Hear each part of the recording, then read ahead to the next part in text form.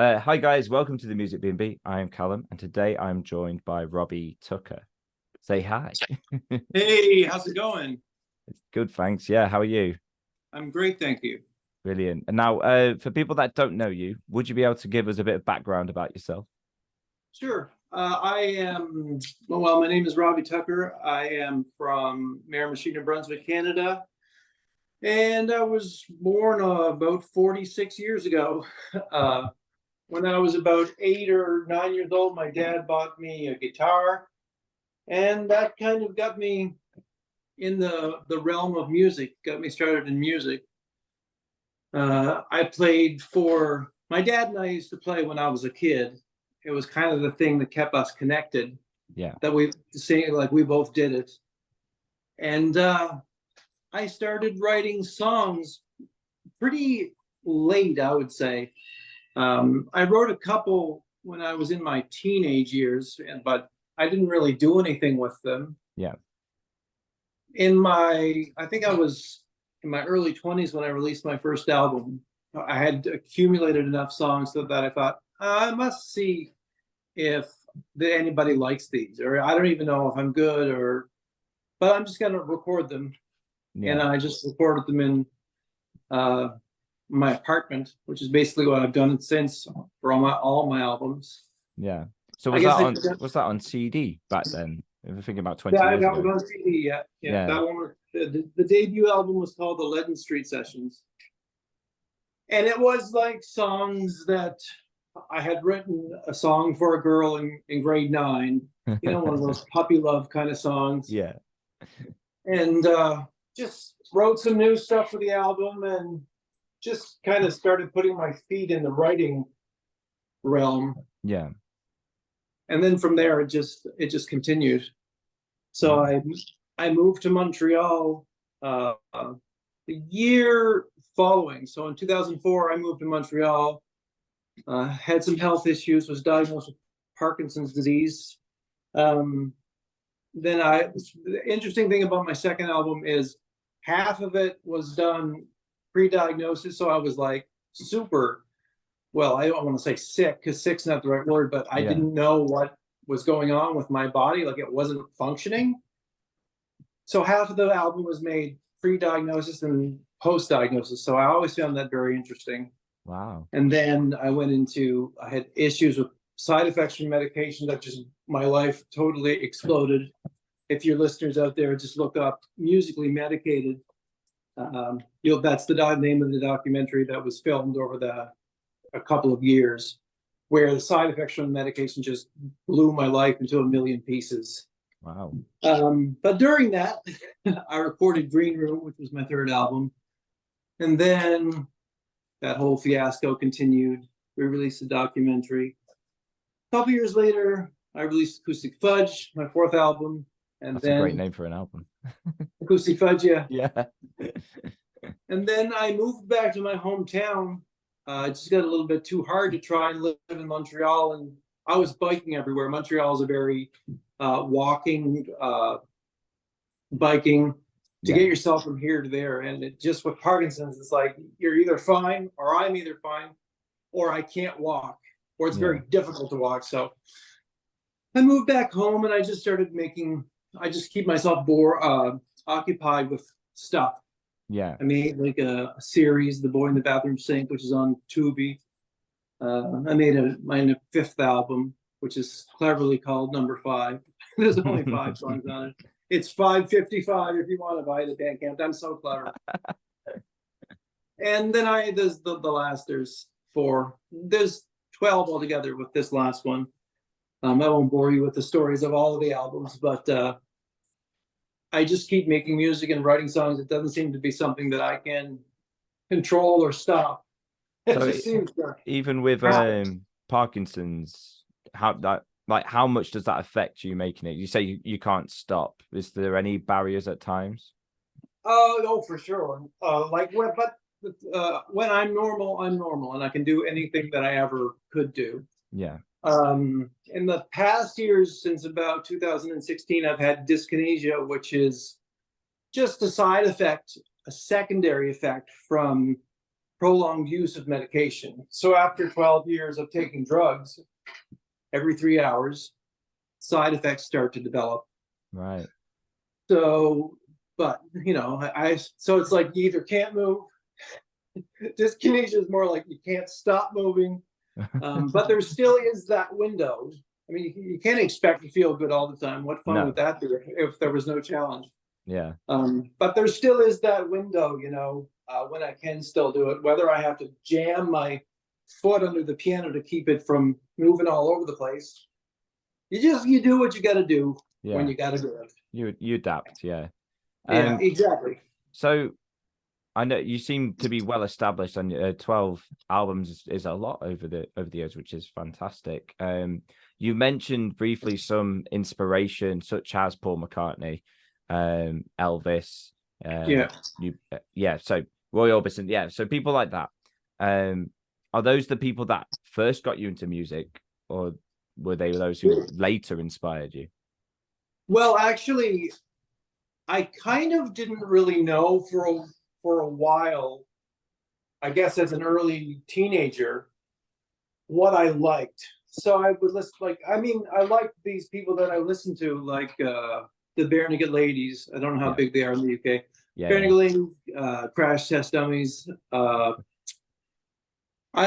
when I came across somewhere Jive Bunny and the Master Mixers, which is just this remix of like old 60s, 50s, 70s rock and roll songs, like Jerry Lewis, Elvis Presley, Everly Brothers, all that stuff. Yeah. All that rock and roll. I really, really started getting into that, and I really, really got into Elvis. I think that kind of sprung from the Jive Bunny and the Master Mixers tape that I had got from somewhere. Right.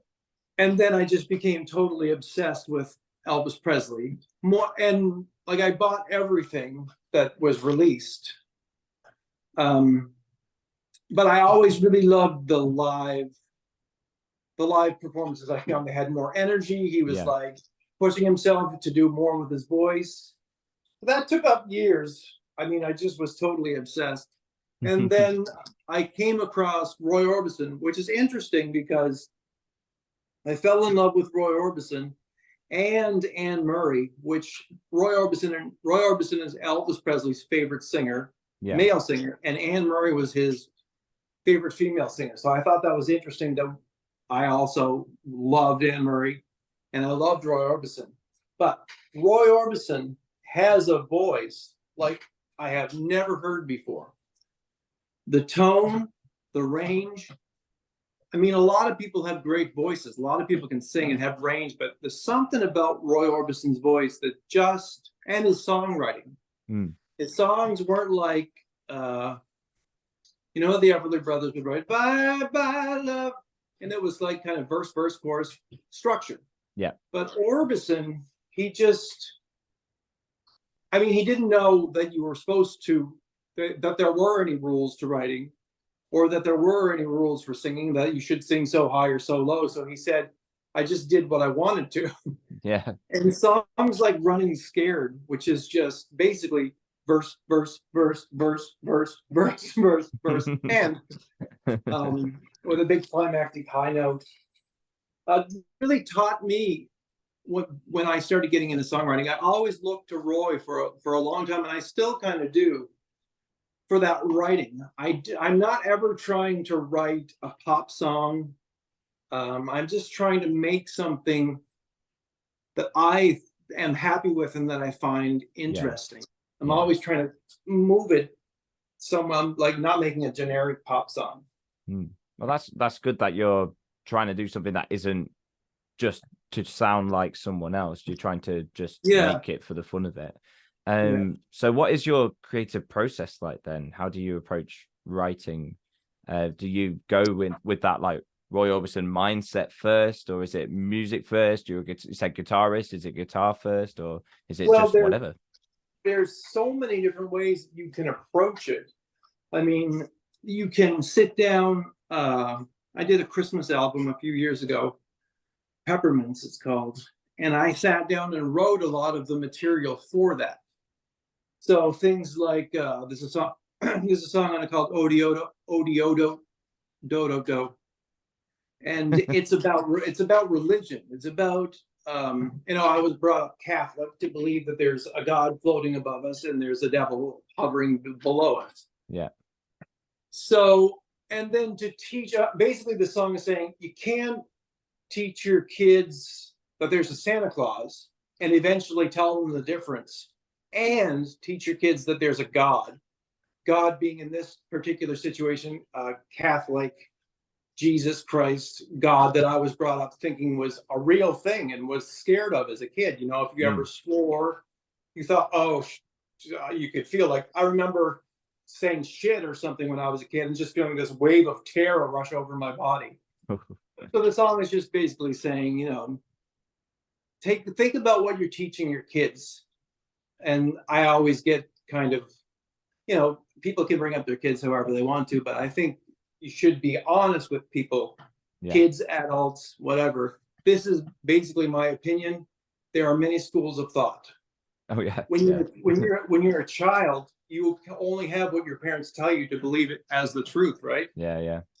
So I sat down and wrote that the way I wanted it without music. It took me a couple of days just sitting at the kitchen table, fucking around, erasing.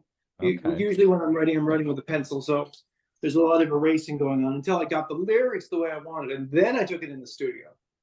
Right. Then there's the case where you can do it with the guitar and the lyrics at the same time, piano and the lyrics at the same time.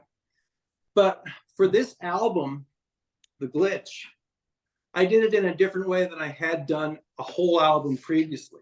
I had done some songs in that way where you just open up GarageBand, and I'll open up GarageBand and either open up a mic and a guitar, and I'll just make something up on the spot. I'll open up an auto drummer or just something. Yeah. And usually that little first thing that comes out of my head usually ends up being the basis for the whole song.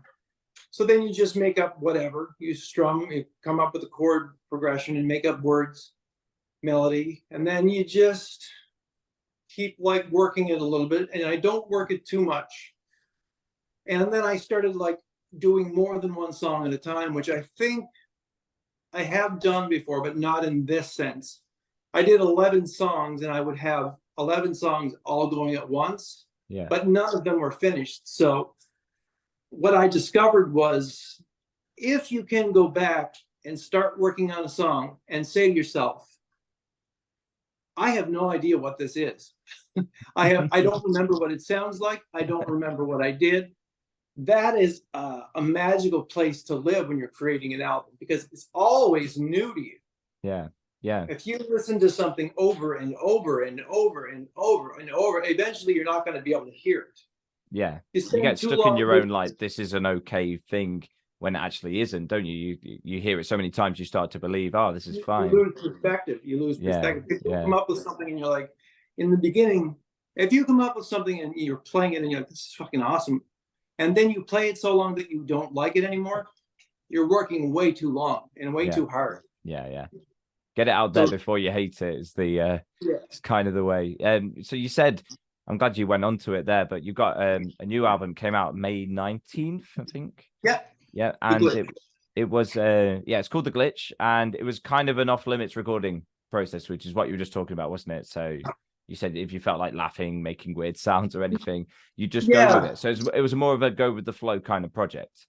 Yeah, because and you hear this you've heard this, and you'll hear this again in the future from songwriters that when asked where do songs come from, they generally say, Michael Jackson said it just comes from above, and Paul McCartney says the same thing. You go into a room, there's nothing you come out with the song. Yeah. It really is much of the time you are, when Roy Orbison wrote Running Scared, he said it literally took to write as long as it took me to write the words down, as if he was just copying it off something. I love moments like that. More thought. There's a song I have, I'm Sorry, off my third album, and I feel it's one of my best songs, and people always tell me that, and that's exactly how that song happened. Yeah, just one of my favorite songs is the exact same. It took me about 3 minutes just in my head. But then there are some of my favorite songs as well where I've spent maybe days chopping it, and then I've liked it. So you can never really know where inspiration's coming from. I mean, there's so many different ways. Yeah. But that freedom in recording this album, you know, to laugh or to make monkey sounds or just to do whatever you heard, if it was yelling or screaming or whatever, I didn't like say, oh, no, that's weird. I'm not going to do that. People will think it's weird. I don't think in general, as an artist, you should ever have that on your mind. As what will people think? I think that should be the last thing on your mind. The only thing you should be thinking of is, do I love this? Does this bring raw emotion? Is there any of these new songs that make me cry? And so often that is such a key component in knowing that you got it right. Yeah. When you cry when you're listening to it. And I was talking about this the other day to a friend. Too many artists or too many people seem to think the end goal for musicians is to become famous, to become a millionaire, to achieve stardom. But in reality, there's so many musicians out there, more these days than ever, because of the accessibility of, you know, a DAW and software. So that everyone's got that belief. But the moment you shed that belief and just go, I'm going to make it for me, and then you put it out there, and if people like it, great. If they don't, it's a little memory box somewhere for you to go back to and listen to, smile about. I think that's where you get your best music. That's where, if you're being honest and doing what you think sounds great, that's your only gauge that you have as an artist. You have nothing else. Yeah. And then giving it to other people to see how they react is a nice thing to look at, especially people outside of your family. I find you can take it very personally when it's family. But it's a good way to help you hone your craft. But you have to balance both. You have to still be true to yourself while also kind of thinking of other people. And that's a hard balance to get. It is, isn't it? So who would be interested in this album? Who's it for? I don't know. That's perfect. I don't know. I mean, I always kind of send it out to key people who always listen to my music, who always buy my music. Yeah. It's hard to get somebody, I find. I mean, as like you say, there's an endless amount of new music being created by very talented musicians every day. Why do they want to listen to me? Why do they want to listen to whoever? You know, and a lot of people aren't listening to albums anymore either. They're just Spotifying here. Interestingly, the other day, I thought of this. I did an interview the other day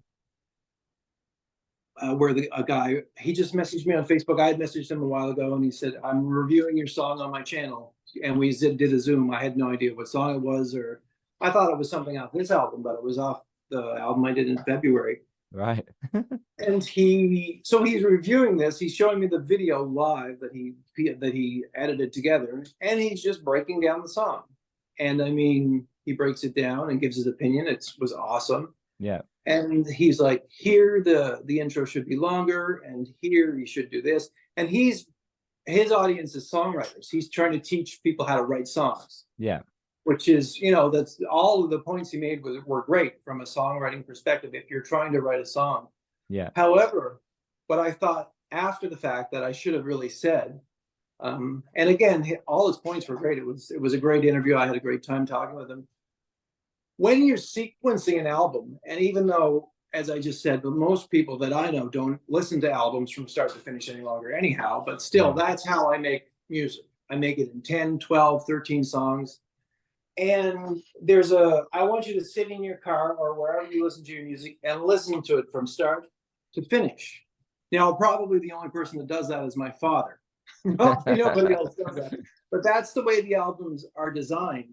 And if you have a song that's a little bit quirky, that doesn't have, like, for example, he was saying, I would suggest putting another verse here and a guitar solo, which is all valid points. However, if you have 2 other songs on the album that do that as well. Yeah. I'm now thinking in the grander scheme of this one song next to 11 other songs or 10 other songs. It's a part of a big picture, isn't it? And if you're just looking at one corner, you're not seeing the whole thing. Yeah. One of my favorite bands, Enter Shikari, they've got so many songs like that, where they have like an interlude or just an odd song here or there. If you hear it out of context, you think that's a really weird song. Hear it in the whole picture of the album, the flow from start to finish, you think actually that fits perfectly. I do love albums. I grew up I was born in the 90s, grew up in 2000s. Albums were still a big thing. It's only very recently it's kind of become EP singles, hasn't it? But I mean, there's a place for the album, definitely still. A lot of people have gone back to the record player. A lot of people, I mean, I think vinyl is more popular now than it has been in years. Yeah, I collect a load of vinyl now. It takes a bit longer now since the Evergreen Suez Canal thing. It's all backed up still, but they arrive eventually. McCartney released his last album,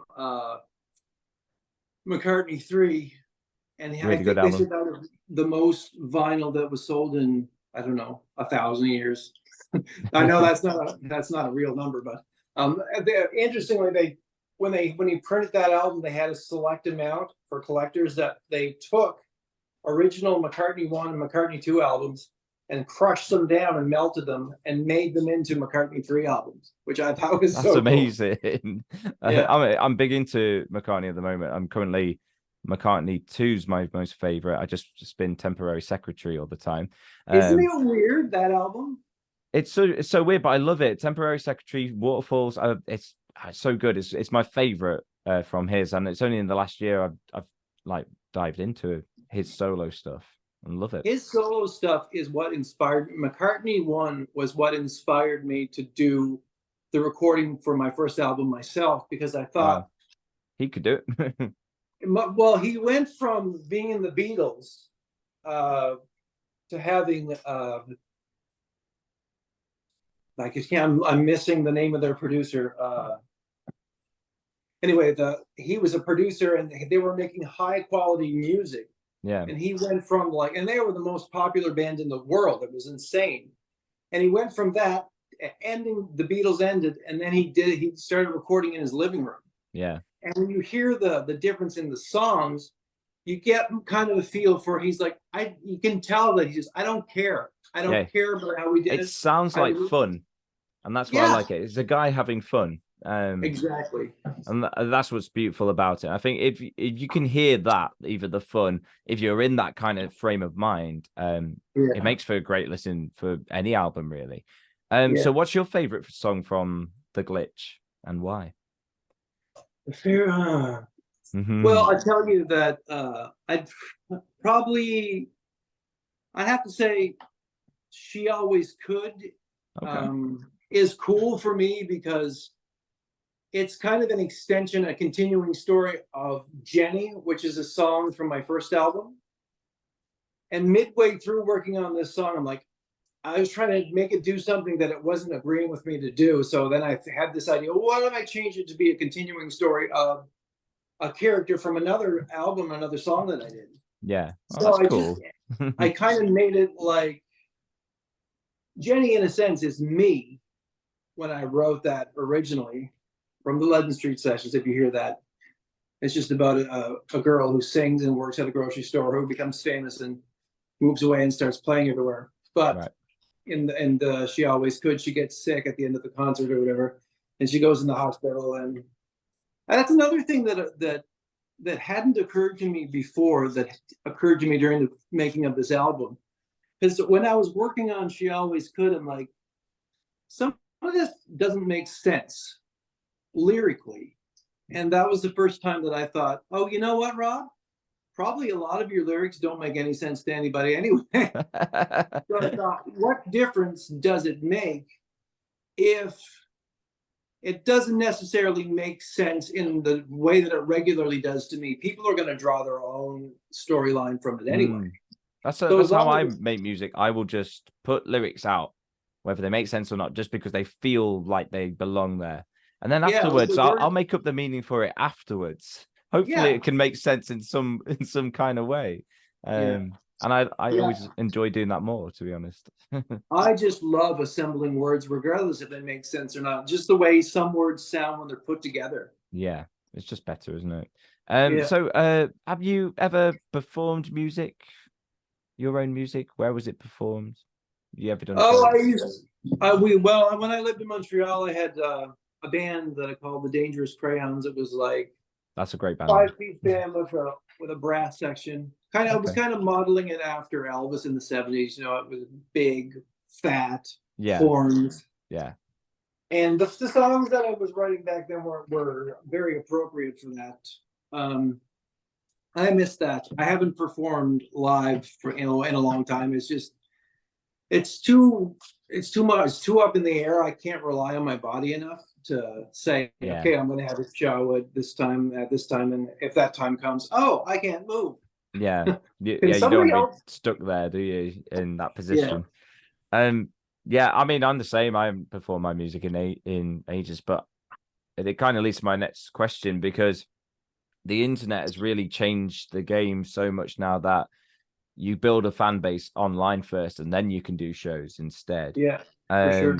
So how's the internet impacted your approach to being an artist, say over the course of the last 5 to 10 years? Well, I've definitely got more into like releasing stuff online. I feel like there's that moment where people put stuff out on CDs that slowly transitioned into not. I mean, people don't even buy CDs for the most part anymore. Oh. I printed a small amount of the glitch just for like my family members that don't use a computer or have a phone to listen to music on. Some people always want a CD, but Yeah. as far as printing, I printed 20, so that's not 1,000. There's so many different avenues: social media, YouTube, uh, Instagram, TikTok. There's so many Yeah. things.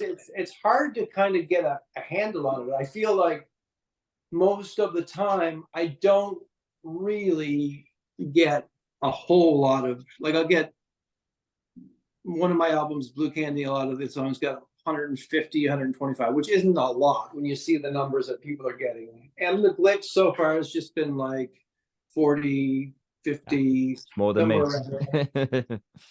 But that's like, and I kind of got a little bit tired of releasing an album. I like writing the press release. I like writing about the album, the making of the album. Yeah. But then you mail it out to like 9 million different people that you never hear back from. And I see people around me who perform live way more. You see them releasing stuff, and you see this here in the media and this here. And I'm like, what difference does it make? There's so many people. Like, that's why I was kind of attracted to this Fiverr thing when I came across it. Like, there's some cool things here.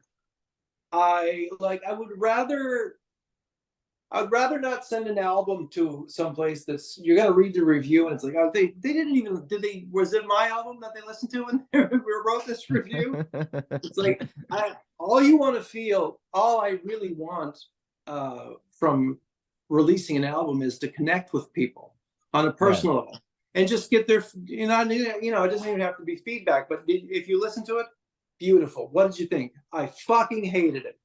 Wonderful. I loved it. I could care less what you thought of it. Just the very fact that people listen to it is all I need, because that's the purpose of a song, is to have it listened to by human ears. That's brilliant. That's why I love Fiverr too, because you do end up meeting some great people, connecting with great people, and they're all just small, like small people. They're freelancers.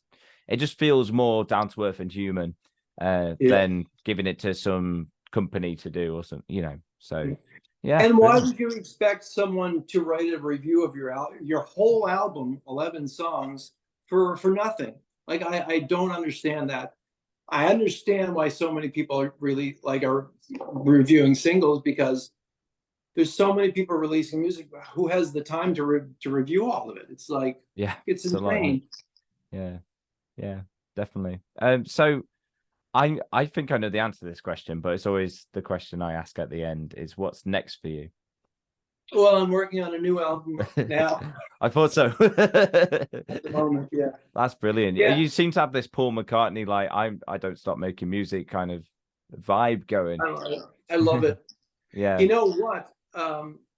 I've discovered, and that kind of happened with the glitch, because when you're making an album, and you can probably attest to this as well, that you develop a system or methods. Okay, now words. Okay, now I'll lay down acoustic.